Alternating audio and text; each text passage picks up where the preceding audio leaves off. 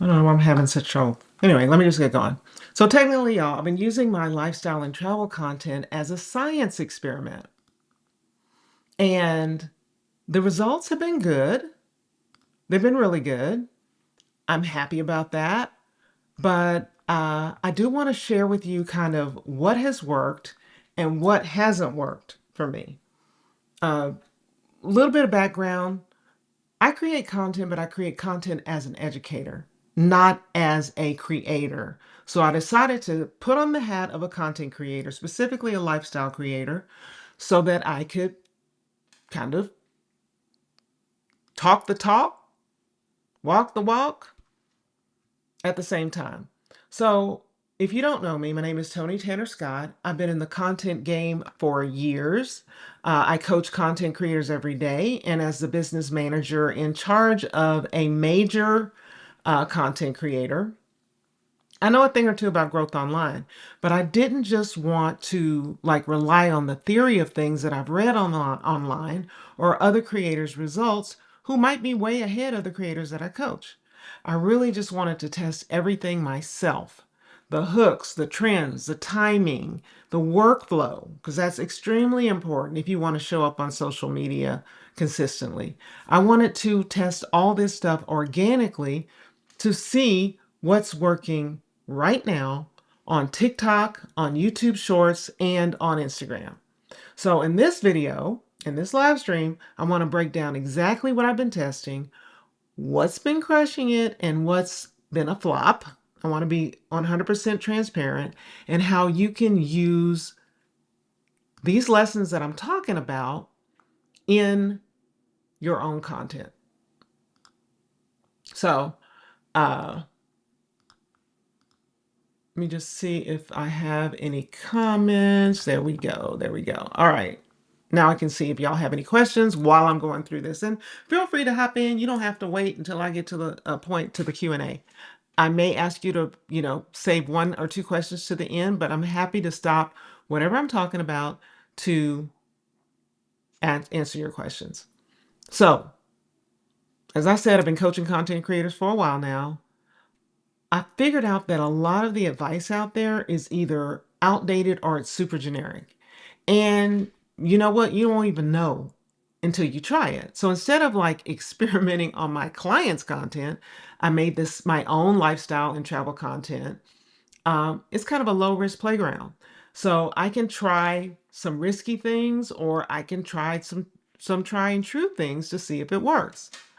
Um, and let me be real with you. The real reason I started brand new accounts is because my old accounts were kind of a mess. That's because a lot of people started following me before I even started posting content. And a lot of people started following me because of my daughter's account, Raven Elise. And they followed me because I was her mom. I don't even think they knew what I was going to be posting about. I think a lot of them thought that I was going to be posting cooking content, which is couldn't be further from the truth. So now, prior to starting this new account, I have an audience of people who are not really interested in what I'm posting about, which was social media strategy. Uh, so when I started to start over, when I decided to start over from scratch, I had no handouts and no boosts. My daughter didn't share, she didn't repost, she stayed completely out of the way. That way, I wanted to be sure that the people who are following me are now there for me and for the content I'm actually making. I'm talking about this lifestyle content. The cool part is lifestyle and travel are both broad enough so that I can test things that most niches could use. I could test the pacing, the storytelling, sounds, retention strategies, and then I can see in real time like what is going to get the traction. So I'm saying all this to say theory is great, but field tested tactics is where the money goes. And so let me give you an example. I've heard creatives say, just post more and your views will grow. So I tried it. I posted more. I was on that TikTok account posting every day, and my engagement tanked on more than a couple of those videos. Why? Because I was posting just to post. I was keeping it on topic in the niche, but I was really just posting content that I thought went along with that niche. And so when that happened, because I was posting just to post, I didn't have a strong hook, I didn't have a clear reason for the viewers to watch, they flopped. And then I also heard, well, maybe my content isn't good enough. Now, professionally, I know that's not true, because if you don't get any clicks, nobody's watching to see if your content is good anyway. But by actually running these experiments on my own account, I can see exactly where the sweet spot is. Um, and first, I want to talk about the things that uh, were extremely successful for me. A strong hook. So I'm talking about that first 3 to 5 seconds that makes people either scroll past or stay. And if I get that right, the views will jump fast. And I want to show you uh, an, an example of something I had a really strong hook for, and it went viral. Let's see if I can find it here. Let's see. Yeah, it's this video uh, in this key. I can't point at it, but it's the video in the your lower right hand side. It's called Dish the Airplane Snacks. That video has 1.8 million views, and I figured that hook out 11 posts in. That was my 11th post on my Instagram account, and it took off mainly because of the hook. I don't know if you've seen that, but it involves me. It's a visual hook of me pouring tequila on some lime slices to indicate that it was an adult's snack box. I mean, what says adult like tequila? But then I also verbally had a hook that said airplane snacks are trash, so I'm going to bring my own. Cool. A strong hook will, in fact, get you views. It will. It's going to get you views. But the thing about it is, are those the right views? And it turns out, in my case, it wasn't. Although I felt like this Snacklebox video was connected to a travel and lifestyle, the people who actually stopped to watch that video were just random folks. Therefore, I got a very small percentage of the people who watched that video, even though 1.8 million is nothing to sneeze at. A very small percentage of the people who watched that video actually followed me. So it was a win, but it wasn't a win. But it was a lesson. So if something takes off, you don't just sit back and celebrate. You create some related content right away. So using another example, I had one post on Martha's Vineyard take off. I wasn't planning to do a whole series on Martha's Vineyard. I was just going to give my opinion about the location since I knew it was trending, because August is a big month for Martha's Vineyard and travel and Black and brown people. But when I saw that Martha's Vineyard post take off, I didn't just sit back and go, oh, wow, I'm getting lots of video. I think that my first Martha's Vineyard video has 700,000 views. And what I noticed, that a lot of those people were following me, which is how I got to 50,000 followers in 3 months on my Instagram. Oh, is that TikTok? I'm showing the wrong overlay, y'all.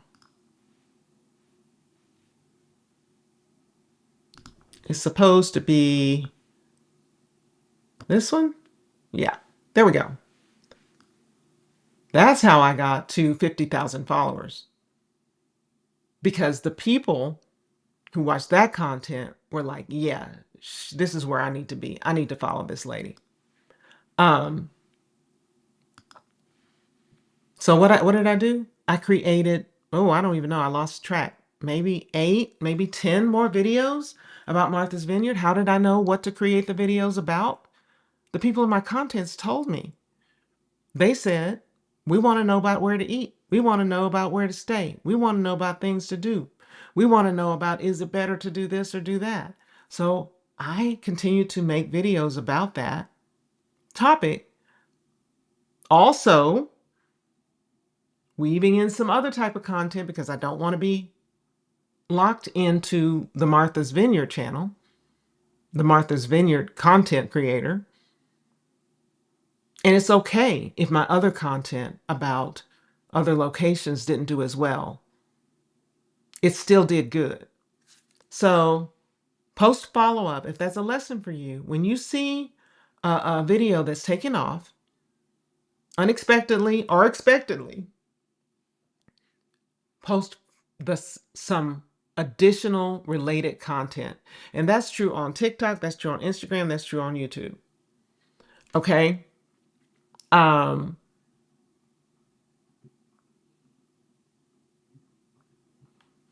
Analytics. You saw the Martha's Vineyard, Kayla. So ignoring my analytics. I did not know how, I didn't know anything about, I had never looked at TikTok or Instagram analytics. I know YouTube analytics, but I had never looked at TikTok or Instagram analytics. It tells you what you're doing right and what you're doing wrong. If people are only watching 2 seconds of your TikTok or your Instagram video, you haven't done enough to make them stop and care and start watching. That's typically called a hook. Now, we can call it whatever, but it's whatever makes the people stop scrolling. It could be something visual. It could be what you're saying. It could be both at the same time. So your analytics will tell you if you need a stronger hook. What do? I was just working on this today. I posted my Martha's Vineyard budget.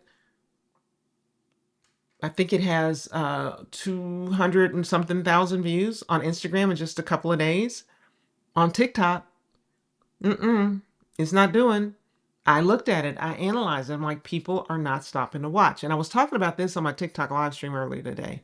The TikTok algorithm is different from the Instagram algorithm in that TikTok will push your content to your followers first. And if they like it, then they'll push it to a larger audience. Same thing on YouTube. I mean, did I say TikTok? I meant to say Instagram. Instagram, let me just repeat that so I don't cause any confusion. On Instagram, they will push your content to your followers. And if those followers watch and engage, send engagement signals like shares, likes, follows, saves, then it will push it to a larger audience. Same thing on YouTube. On TikTok, they give your stuff to a cold audience. I don't know why. They're going to give it to people who don't know you first. And if those people don't engage with it, then it's going to be dead in the water. So a couple of things you can do about that, especially as a small channel. And my TikTok channel is still small. It's 14,000 followers. I can make sure that the content I'm creating, and this is for you new TikTokers, don't get on there and just start posting random stuff. You might get lucky. More often than not, no. Post something that is specific to your audience that might be helpful for them. Number one. Number two, make sure that hook is snappy. So the one thing that I'm going to do with my Martha's Vineyard budget is like the same video. Same video. Instagram, 200,000. TikTok, what is it? Not even 2,000? Let me see. Let me see what it has. In any case, I'm going to go in and re-edit that video, make the hook snappier, and just really pay attention to what I'm doing in the first 3 to 5 seconds of that video. Let's see. That video has, well, it has 3,500. But 3,500 views is way different from 200,000, right? What I wondered is, should I take that video down and put up another one? I think not.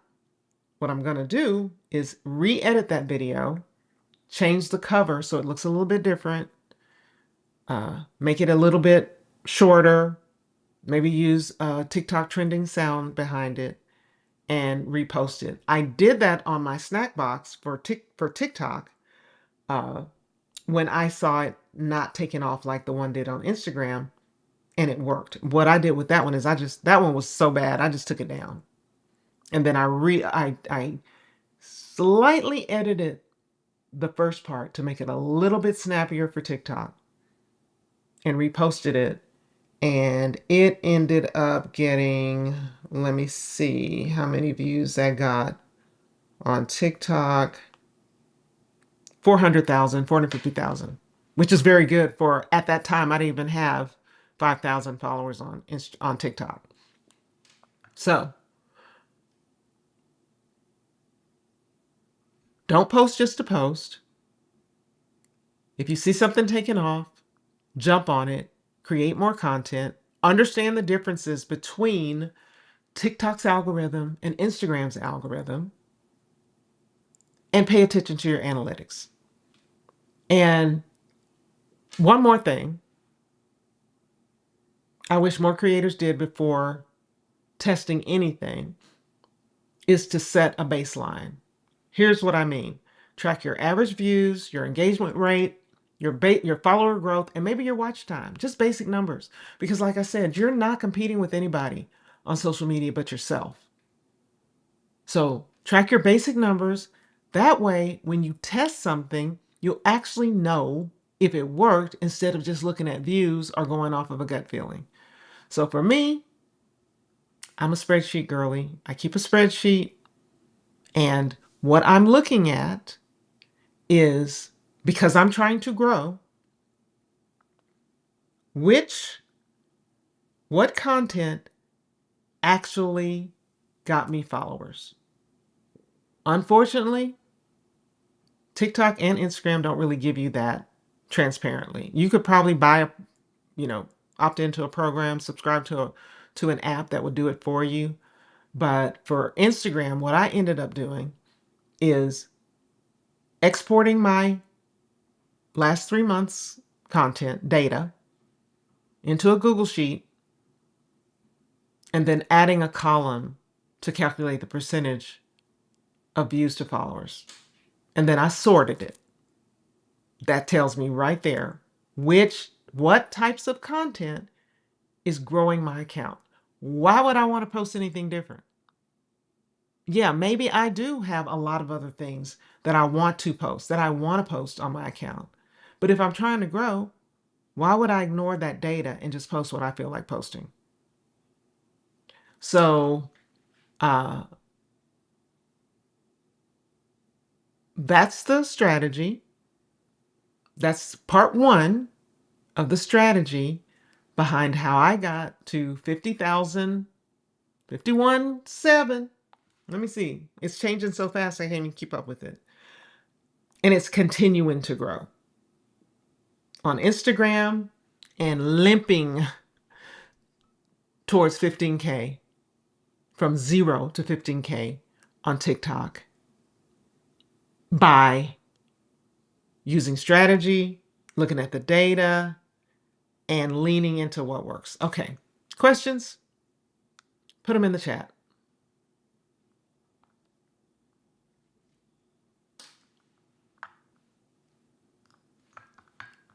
Put them in the chat. Specifically, anything I can show you, any data I can show you, anything I can answer about what's important to see in your short form data. And are y'all feeling this? Because honestly, I've talked to some creators, and you know what they tell me? They're like, I don't want to fool with hooks. I don't want to fool with strategy. I just want to post effortlessly. That was a word that was used. I want to post effortlessly and have people like my content and follow. Good luck with that. Good luck with that. So I want you guys to be honest with me. As content creators, is this helpful for you, or would you rather just wing it? Is this helpful?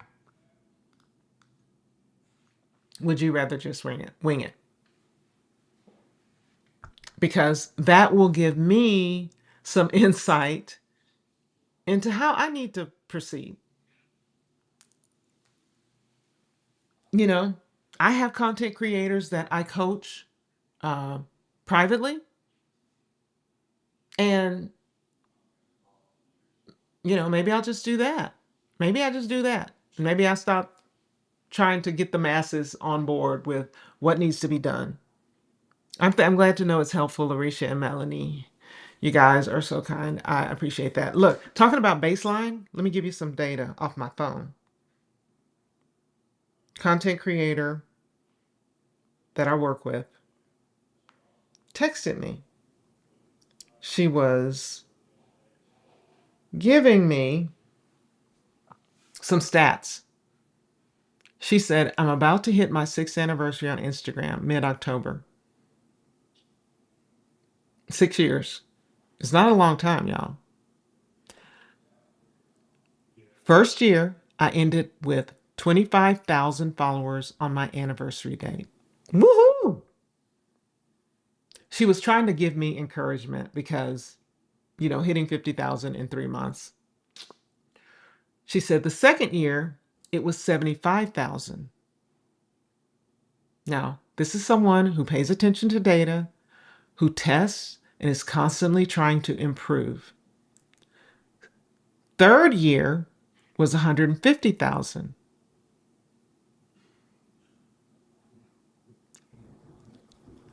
Fourth year was 225,000 followers. Then last year, it was 450,000. And this year, 2025, she's getting ready to hit 775,000 followers. You can do a lot with that size audience. Not everybody needs that size audience. Don't get me wrong.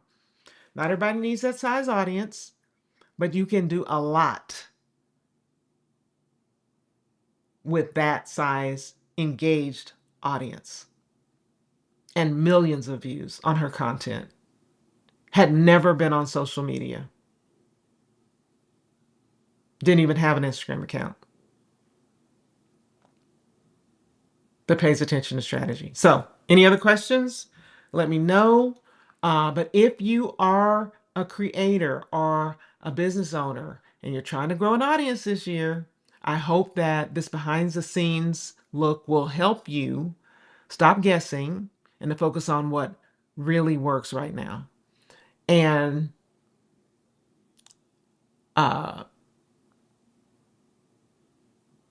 next session, I'm going to be live again next Tuesday.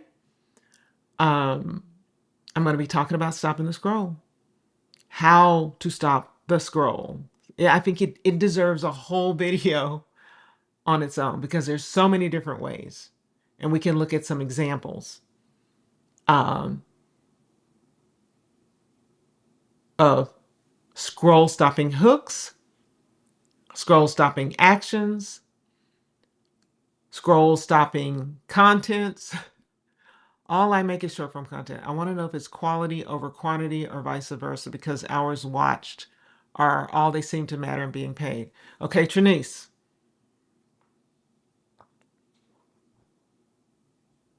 We're jumping into monetization. We need to talk about how you're getting paid. Are you talking about getting paid from the creator program? Not the best option for trading the time that you're spending on social media for money. I had done, let me know, Trinice, how do you get paid? Because if you're talking about the creator program in TikTok, you can correct me if I'm wrong, Those are pennies. How do I know it's pennies? Because I manage two creator. I manage one creator and I work closely with another creator. 2 million followers, 775,000 followers. One of them turned it off because it wasn't worth it. The other one gets a few $100s every other month. So Trinice. Hey Kim, almost ready to launch into social media. How can I contact for coaching? Link is in my bio. Is it advisable to launch first? Yes, get started. Get started. Get started. Just get started. It's not going to matter at first. Just get started. And then you can come to me for coaching. Trinice, what do you mean by all that seems to matter are hours watched and being paid? Because as a serious content creator, you should be looking at different income streams. No, ma'am, it is not the goal. It is not the goal.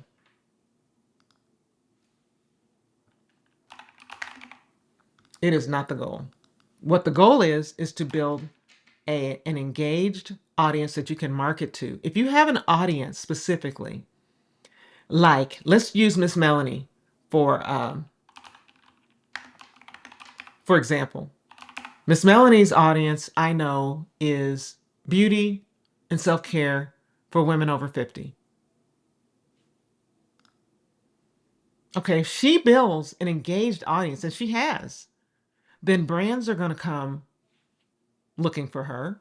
Brands are going to work for her, and brands are going to pay way more than the Creator Fund. Then she could promote some affiliate items that that audience is going to want. And that could end up being more than the Creator Program. And then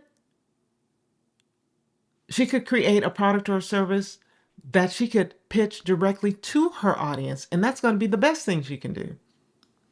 So I'm going to tell you what I found out about the TikTok money. I called it trash the other day. I said, that money is trash. Fight me. TikTok's RPM, revenue per thousand, is notoriously low, usually pennies to a couple of dollars per thousand views. Even with millions of views, it's not a sustainable income stream.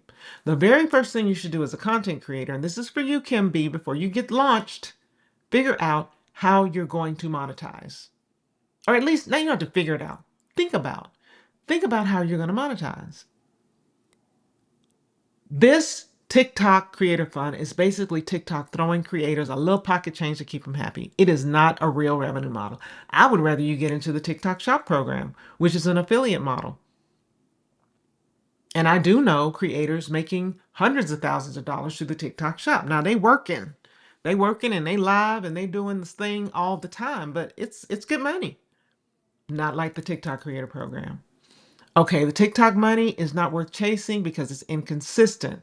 You don't know whether they're going to pay you 2 cents or $1 per 1,000 views. So that means a 1 million view video could be worth anywhere between $20 and $2,000. And most of the time it's on the lower end.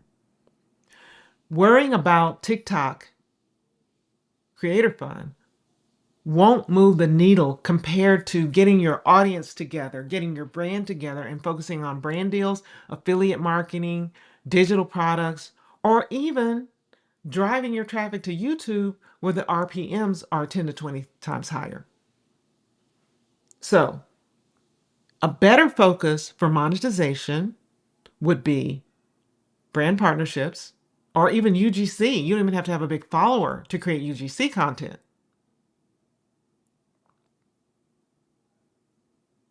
Yes, TikTok views monetization has changed, views has gotten lower. That's what my one of my friends has said. She said, I cut that ish off. I cut that ish off because it was messing with my views.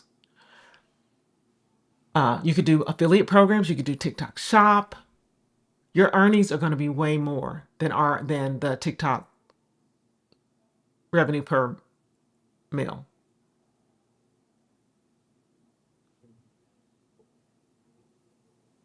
TikTok's native payout is lunch money. Focus your energy on monetization streams that you can actually scale. That is it.